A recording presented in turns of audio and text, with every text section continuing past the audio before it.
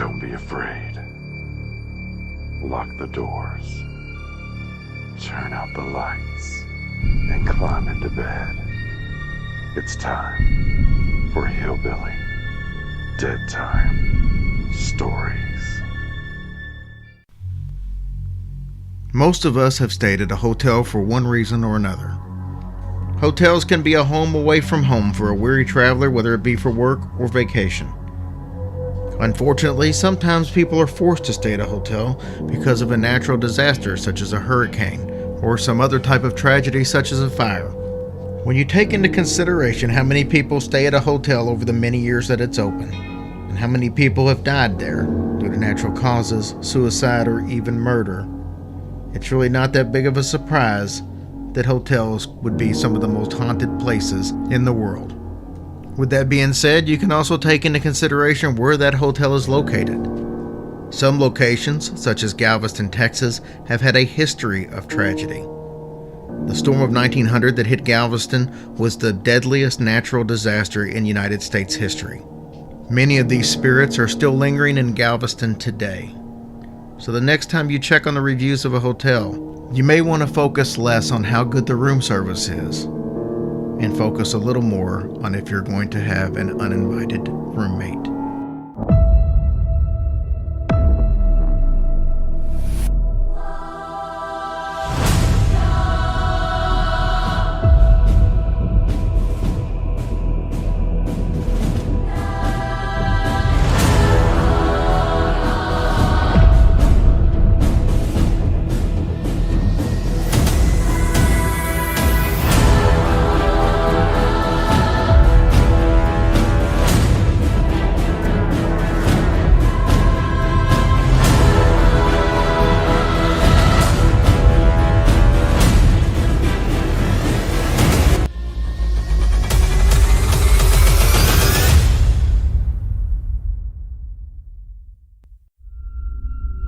The Tremont House, located on Ship Mechanics Row, is actually the third Galveston inn to bear the Tremont name. The first Tremont opened in 1839, before Texas was part of the United States. Located on Post Office Street and featuring long galleries extending the length of both floors, it was a mecca for traveling dignitaries, politicians, and soldiers. The hotel was only one of a number of buildings that was unfortunately burned to the ground during a raging fire in the summer of 1865, leaving behind nothing but ashes. In 1871, a group of citizens created the Galveston Hotel Company and hired architect Nicholas Clayton to design what was thought by many to be the grandest hotel in all of the South. The following year, Galveston's second Tremont opened on the corner of 24th and Church Streets. This hotel boasted an in-house barbershop, saloon, billiards room, and steam-powered elevator. During the storm of 1900, hundreds took refuge there, and Clara Barton used it as her headquarters during the city's recovery.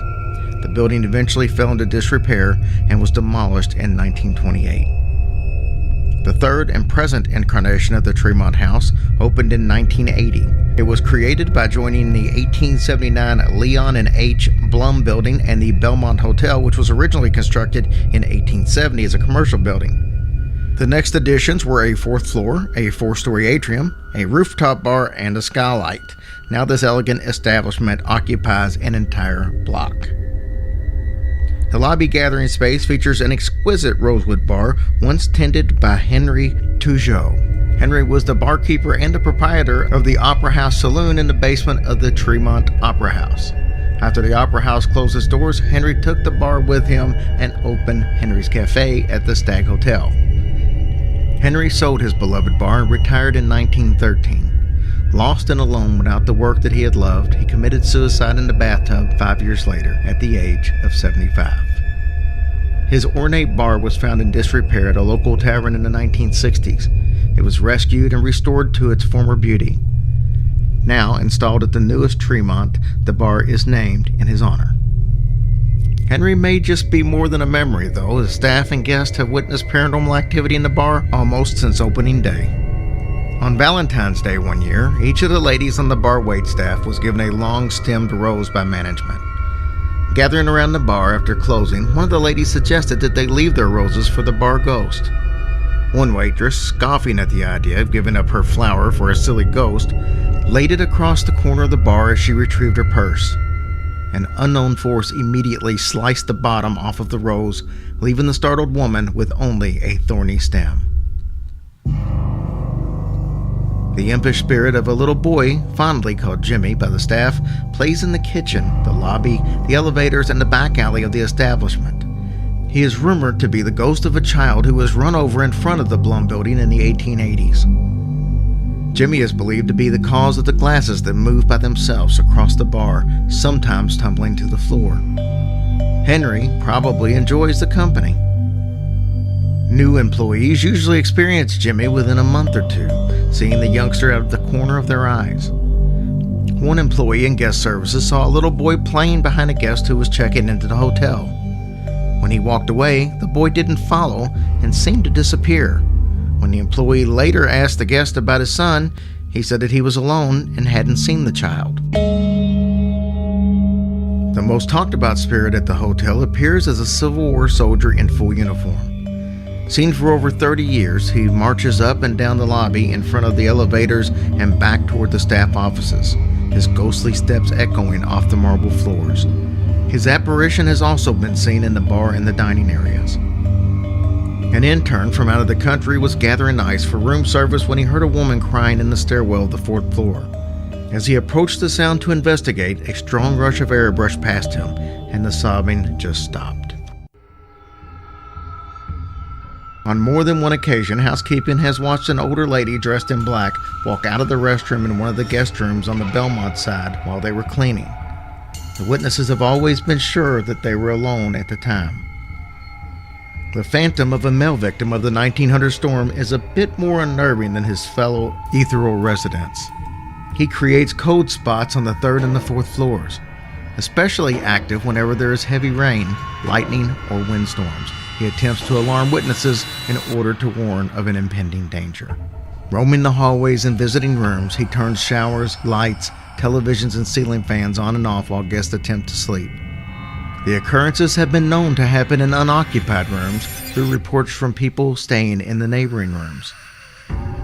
Loud claps of thunder cause the spirit to elicit loud moans, and a sleeping guest might hear whispering or breathing in his or her ear. Following Hurricane Ike, guests on the 4th floor described being awakened by the sound of their doors being shaken and loud pounding.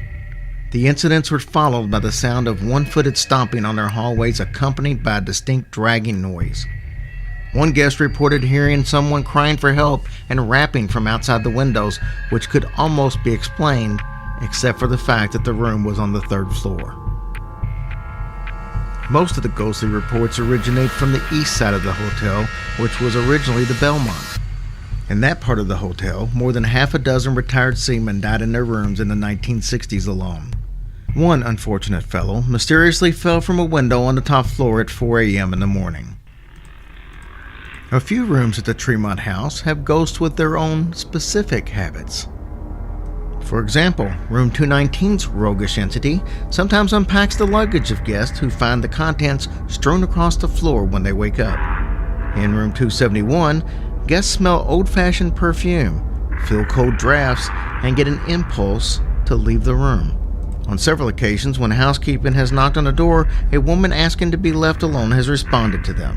After reporting the incident to the front desk, they are informed that the room is unoccupied. A shadow figure along with flashes of light has been seen in room 424. The water has been known to turn itself on and off in the middle of the night. A presence is felt in room 474. A burst of light can sometimes be caught on camera. Guests at the Tremont House can be assured of being treated like royalty by the staff, and that they will never be quite alone.